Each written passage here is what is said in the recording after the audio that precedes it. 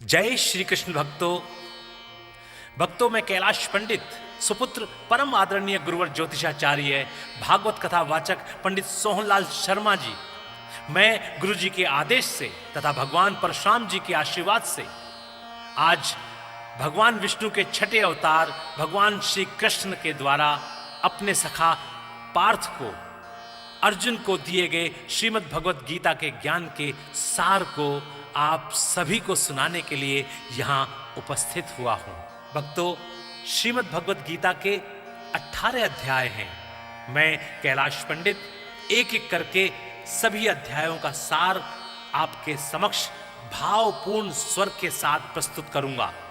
मैं गीता सार को आरंभ करूं उससे पूर्व कृपया आप सभी हमारे इस चैनल को अधिक से अधिक संख्या में शेयर करके सब्सक्राइब कराएं, जिससे सभी सनातन धर्म प्रेमियों के पास ये गीता सार पहुंच जाए और उन्हें धर्म लाभ प्राप्त हो, उनका कल्याण हो। तो बोलिए भगवान श्री कृष्ण की जय। ओम भगवते वासुदेवाय नमः।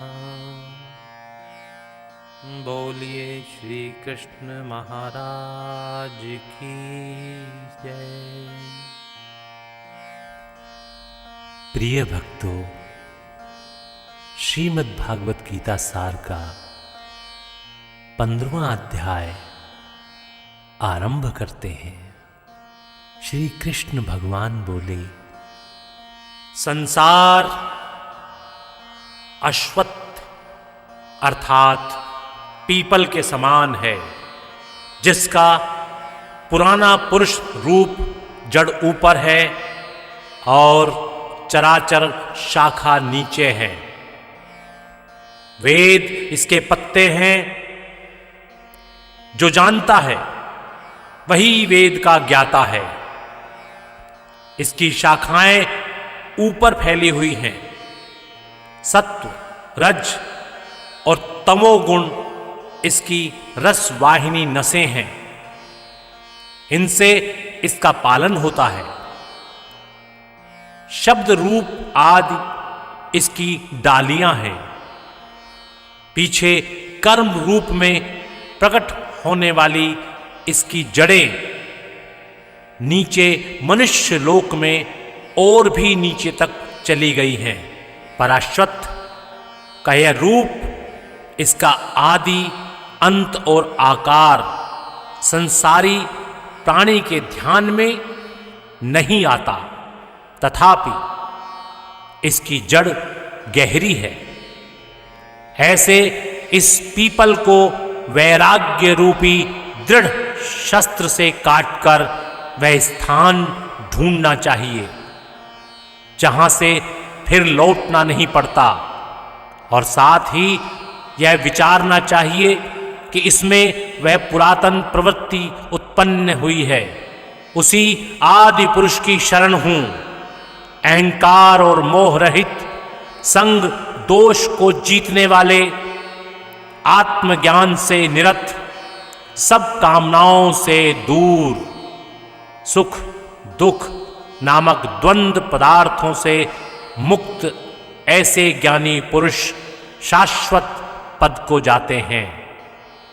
जिसे सूर्य, चंद्र या अग्नि प्रकाशित नहीं करते, वही मेरा परम धाम है। वहां जाकर लौटना नहीं होता। मेरा सनातन अंश इस जीवलोक का रूप धरकर प्रकृति में स्थिर पांचों इंद्रियों और छठे मन को उससे छुड़ाता है।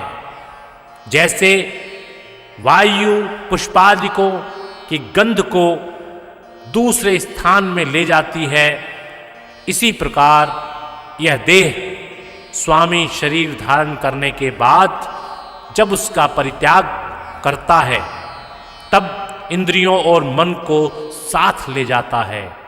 कान, आंख, चर्म, जीभ, नाक और मन का आश्रय लेकर वह जीव विषयों का भोग करता है। एक देह से दूसरी देह को जाते अथवा एक ही देह में रहते समय अथवा इंद्रियों से युक्त हो विषयों का उपभोग करते हुए इसको मूर्ख देख नहीं सकते, किंतु ज्ञान रूप नेत्र हैं, वे देखते हैं। यत्न करने से योगी जन इसे देख सकते हैं, परंतु अज्ञानी यत्न करके भी इसे नहीं देख पाते। जो तेज सूर्य, चंद्रमा और अग्नि में वर्तमान है और जगत को प्रकाशित करता है, उसे मेरा ही तेज मानो। मैं ही पृथ्वी में प्रवेश कर अपने तेज से समस्त भूतों को धारण करता हूं और इनमें रस स्वरूप चंद्रमा बनकर मैं ही सब औषधियों को पोषण देता हूं।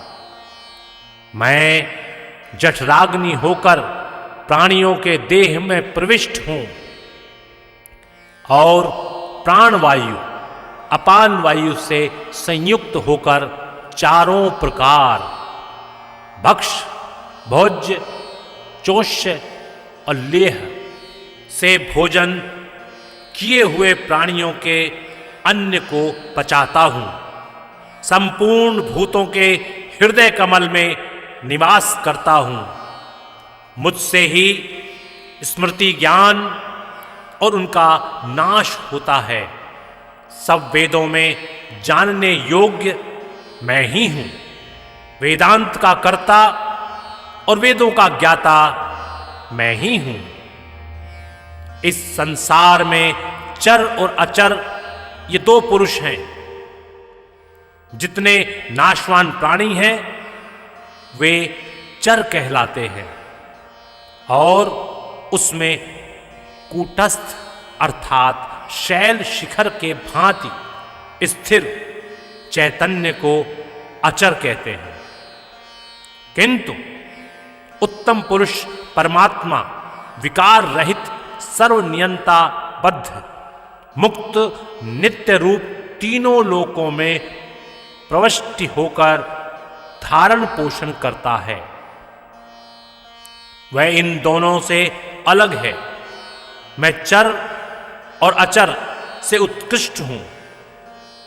इसी कारण से लोक और वेद में पुरुषोत्तम नाम से विख्यात हूं।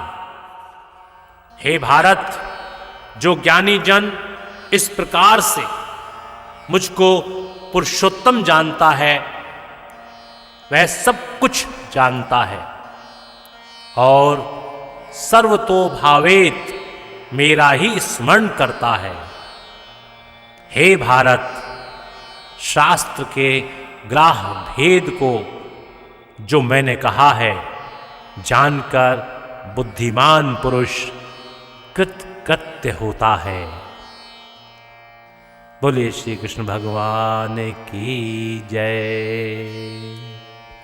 भक्तों, इति श्री श्रीमद् भगवद गीता सार 15वां अध्याय। हरे नमः। बोलिए श्री कृष्ण भगवान की जय। ओम नमो भगवते वासुदेवाय। नमः नमः नमः।